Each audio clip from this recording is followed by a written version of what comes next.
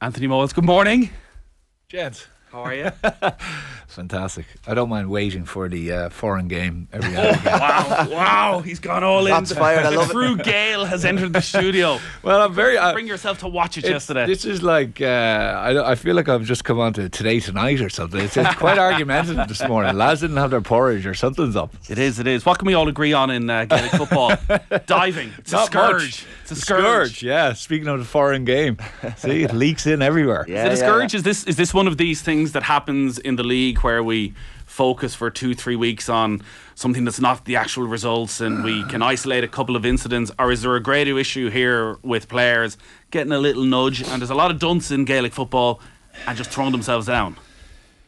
Yeah, I thought to myself, watching the league over the last number of weeks, I was kind of being maybe lulled into that the same, Nathan. I was kind of saying, is it just a thing that's kind of happening at the moment? But I watched a lot of football over the weekend, and it's happening more and more and more. And it's definitely something that I think is being exploited by management teams.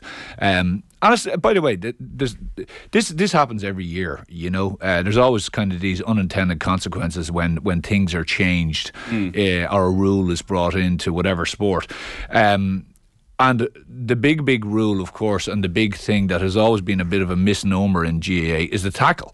So what's happening now, I find, and you can see it with say, packed defences. And most 32 counties now try to get behind the ball. That's just a given. And what you try to do is obviously slow teams down. And then if you want to try to break that, you either shoot from distance or you come at speed at angles, and you go with a person's shoulder or whatever it is, and you come at an angle to try and beat a defender. But of course, what's happening now is that if you run into that honeypot, shall we say, and a guy manages to hold you up, well, then there's enough bodies around that they'll trap you very, very quickly, and generally you'll get done for overcarrying. So the honest player who actually tries to stay in his feet and maybe break that tackle or get his hands free that he can offload the ball is actually getting done for overcarrying. So fellas probably have looked at it and said, actually, in that instance, if you just go down there, you'll get a free. And because it's happening so fast, in the sense of I'm going to left to right and a man is coming off my shoulder and I flick him a pass and he's running at a different angle, the referee first of all has to quickly change his eyes as the diagonal of the play goes, and then invariably he runs into a tackle, and in that split second the guy goes down and you go, was he tripped? Was he caught high? Was it a good tackle? Was it a bad tackle? And more than likely, as he hits that, the referee just blows the whistle, and that's it. And you're seeing a lot of that now. That's a kind of a tackle situation. Because there's also a lot of other different things. Which is, so you're talking about just the way the rules have changed. There's a benefit to going down easily. There's the other bit, which is play acting. Play acting, exactly. So the first one I think needs to be looked at, and it is a more difficult one for a referee. It is, okay, but I think they'd probably need to talk about it, and when they get into the championship they need to define exactly, they won't define, but they need to just be on the lookout for, because I think there's a lot of certain types of players who are doing it, the usual where you grab your arm and then try to bring you down, when the arm comes in over. Yeah, that one's a classic. So and it should be picked up, really. It should be picked up by referees. I find sometimes referees as well are finding themselves in advanced positions. I watched a lot of, as I said, even over the weekend, where referees are positioning themselves kind of in at the top of the D, actually, when the play is slow, which actually is a hindrance to the attacking team, and it's actually a help for the defenders team, because you now have someone who's actually in the space that maybe you're trying to create. But anyway, getting back to the feigning, I think that's a scourge, Nathan. So there was a few issues yesterday. There was one with Sean Kelly in the Monaghan game where, again, it feels like he goes down very easily. Was it Conor Cox who ran into Matty Ryan at some stage in the Mayo Roscommon game?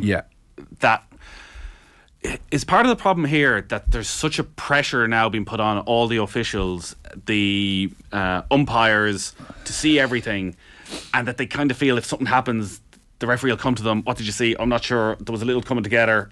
And again, players realising, well, there's a good chance if I go down here, the umpire will overreact and he'll tell the referee there was a bit more in it than there actually was. Yeah, and what's happening then as well is if you go down, so Shane gives you a dunt, you go down, I come in and appalled by this, and I'm your teammate, and I'm pushing Shane, and I'm calling the referee, and there's a load of roaring and shouting, and of course the elevation is straight away lifted, so the referee's looking around. This is a catastrophe. Something's obviously gone on here. It's all very, very elevated, and the course is they're now going, and as you say, an umpire may have seen a bit of it. He may not have seen it. He mightn't have seen what actually happened prior to it. So in other words, actually Shane hit you first, or Shane stood on your foot, or whatever it is. So there's loads of those incidences. It's been happening throughout the league, right? There's been a couple of fellas who have done it in the last number of weeks, who have got guys sent off, or even got guys onto yellow cards, which have ultimately then got a second yellow and got sent off. So I think it's. I hate it. I have to be honest with you. I think if I was managing a team and have managed the teams in past, if I saw a player doing it to try to get someone sent off, I'd actually take the player off. That's how much it actually irks me. I think no managers doing that though, are they?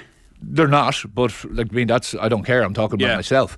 I think it's a really, really weak mental attitude. I think it's a horrible thing to do, because if you're man enough, you live by the sword, you die by the sword, is my attitude when it comes to football. So you dish it out and you take it back, and it's a physical game, and this kind of stuff where I see it going on, I think is a disgrace. I think it needs to be called out, and I think as soon as someone gets a straight red or whatever it is for doing it, now I don't know what the rule is, maybe it's a yellow card, more than likely it probably is, it needs to be stamped out. It really does. It's so difficult though for the officials, and I have an awful lot of sympathy, because in an awful lot of the ones we've seen over the weekend, there is a little bit of physical contact. So a hand is put on. So if you're sort of half seen out the corner of your eye, a hand been put on. And I do feel when you're watching it, the player goes down, must be embarrassed as they're falling, where they go, I've overreacted. Oh God, I've gone this far. I just got to keep falling. I can't pretend now that I put this on. Yeah. Well, you remember a couple of years ago, Tiernan McCann? He got absolutely. It's the first thing I think of still when I think of Tiernan McCann, for all his brilliance. Castigated for it, and now it's become, again, what sometimes happens is the more frequency it just becomes the norm. So people become kind of, nearly numb to it, and they kind of expect it. It's like the overcarrying. I put up a thing yesterday about the overcarrying. The Throne video. Yeah, there's so many things that are happening at the moment, and it's nearly just people are kind of watching the game. They're kind of going, well, they're not even getting kind of worked up about it anymore, because it's nearly part and parcel. But I tell you what helps that, Nathan, and this is like, people go on about, do you need a video ref? Do you need this? Do you need that? Like, a couple of years ago, we brought in Hawkeye, right? And people were kind of saying, do we really need Hawkeye? When you kind of would say, do we really? How many sets of eyes are watching as a ball goes past the post, right? But Hawkeye, by and large, has been a very, very positive introduction. Remember last year where it kind of went on the Twitch and people were like, disasters, what are we going to do? Hawkeye isn't working, So kind of press start again. So I do not know, especially for Championship, why we can't bring in a video ref for those types of situations. I'm not saying for overcarrying. Where do you start? Where do you stop with that? Well, I honestly think for anything that's involving a kind of a situation where there's a coming together, as in off the ball or on the ball, it's a yellow card or a potential red card, or it's something involving something like a dismissal. I'm not saying, I know it's difficult, right? I know it is difficult, and I'm not saying this isn't something where you're saying, right, we have to set the parameters this morning. Because the problem is the Hawkeye problem of, so the Dubs are going to be punished all the time because they play all their games in Croke Park and they'll have 20 different cameras on them, whereas if you're down in Sean McDermott Park in Carrick and Shannon, you'll get away with murder because they won't have any cameras. That's true, but I think if you have Championship, there's generally, I don't know, 3 or 4 cameras if RTE or TG Cahir or whoever is doing it. I'm sure you can get an angle on those incidences. It's not like it's in lightning speed. A lot of them are these kind of things where, I've tackled you or the ball is gone, and then next thing I throw an elbow back or I push you or something like this. It's generally innocuous stuff. But okay, if that can't be done, which I think it should be done, it has to be looked at. Or you just throw another 2 sets of eyes on it. Just put another 2. Put a they have an assistant referee. Put one on the far side. Put one in each half. Just actually load it up with fellas who actually have the ability to kind of watch. And literally you would say as a referee when you're going out, because they all talk to the linesmen and the umpires, say, listen, I want you to observe stuff as the play is flowing away, or as you're literally watching players coming together, so you know when it's going to happen. You can nearly see the flashpoint before it starts. and geez, if you're going down the VAR route in GAA, it feels a very dangerous road when you look at what's happened in football, and it seems to have created even more controversy, if anything, in the Premier League over the last couple of seasons. Is part of the problem, particularly with Gaelic football, that like it is a physical game, so there is constantly comings together that sort of are in that grey zone of, well, is it a foul? Is it nasty? Like, what's a dunt? What's a dunt? What's I know. What's the difference between a dunt and a red card? Like, do I need to properly hit you? Is that a red card, or do I need to hit you in the face? Yeah, I know. Well, again, I think I know I'm getting it back if I do either of these things. No. But it is a question, and it's very valid, because where do you draw the line? I think look, there are red card offences, and there are yellow card offences, and then there's just a kind of thing of, listen, get up, So it is difficult, because, as I said, the tackle, all of those various different things where, it hasn't been massively defined. So you're in a situation where if I catch you here on the shoulder, but my hand slips up because you have actually dipped your head, and next thing I hit your head, is that a straight red for me? So do I actually have to tackle lower? All of those various different things, and the speed and the athleticism and the way guys are playing and the way the game has changed, where you're essentially sometimes running into a bulk of players, that only adds to the incidences of it. If I'm going to play devil's advocate now, you're saying you take off a player if he feigned injury. So the feigning injury, or the overcarrying, or the diving the head into a tackle, the reality is you have to do anything you can to win a game of football, and these players know that. So in many regards, I'm not sure what teams or what players are being told to go out and do this sort of stuff, but the dark arts has been around for a long time, and I don't think it's going away anytime soon. The dark arts has. I just think, when I'm saying, if I was managing a team, you lads are on the team, and I see, someone going down easy, I think what it does is it comes back to get you, right? I just think that's just, in my view, that's just the wrong way to play the sport. Okay, if you're hurt and you have to be down, I've no issue with that, okay? Now, if I'm racing through on goal and I feel a tug on my jersey or whatever it is and I go down, I'm not whipping you off for that, right? Okay, you've bought it free, and it's actually up to the referee. You've made, there has been an error That's made. feigning as well, like the Sean Kavanagh, Conor McManus incident. Yeah, it's feigning, but it's not. I'm not feigning to take you sent off. I'm not feigning to get you a red card. I think you get an advantage, though. Yes, you are feigning to get an advantage, but it's so maybe I haven't thought this one through enough this morning. This is way too. I knew I was coming on to tonight. A couple of weeks ago, John Giles was in the studio, and I asked him if VAR was in existence during the 70s, how many red cards he would get, and he said, he wouldn't have got any because grievous bodily harm was in existence. Yeah. If VAR was around when you were playing for Meath, well, I'll tell you, you'd have one less Leinster title for starters. But how many red cards? No, but like it's. I take your point, and there is the thing of you go out and you win at all costs. So what does it all come back down to? It all comes back down to officialdom, and it all comes back down to the ability to actually officiate in the proper manner. So people will say, well, referees. I think referees have a really unbelievably difficult problem, and the problem is they are mic'd up. I think they definitely need more assistance. So they need more assistance where someone who's even just watching the match, someone is watching the coverage and is able to just quickly go back and say, no, listen, that was whatever it was. You would be there all day. You're right, Nathan. If you were going back on VAR and doing a situation like that and going back to the incident, where did the source of the score come from, and was there a free that should have been given all the way back there? I don't think so, but I think in certain things, like Hawkeye is a very specific thing, and I think you could get a very specific thing for some incidences whereby a player is deemed to have been hit and has gone down or something along those lines. When you get into the steps, you get into loads of different things, the time wasting. A goal goes in against Mayo yesterday in Roscommon, and the goalkeeper jumps for Cox, stands up then straight away after it, and then realises, actually, probably should go down here and take the sting out of the game. And next thing, he's down holding his leg, and he takes a good 2 minutes. But that's all part and parcel of it now. And again, all of that. But I just think there is a bit too much of this where there is either little or no contact, but guys are going down. It is embarrassing, as you say. and I think it has to be stamped out. We're not going to have any time to talk about the actual matches over the weekend at this rate. Sorry. Derry against Dublin. So Derry have this brilliant second half comeback. Yeah. We were just talking about Brendan Rodgers and how influential he was. You were in last week talking about Kieran Kilkenny, and maybe I don't want to put words in your mouth. His game not developed. He's still doing the same thing he did 5 years ago, and he was the best in the game, and probably the best we've ever seen in the game at recycling possession. That incident in the second half where he hand passes it over the bar instead of going across to Cormac Costello, and they get the goal and they probably win the game. What's the mindset of Kieran Kilkenny in that position? I don't know. Like, I mean, he's like, Kieran is the type of fella who you would regularly look and he's getting a 7 out of 10. He's solid. He's getting on lots and lots of ball. He's doing a role that is perfectly suited to Dublin, I think. But Dublin, maybe of the last 5 or 6, 7 years, they again.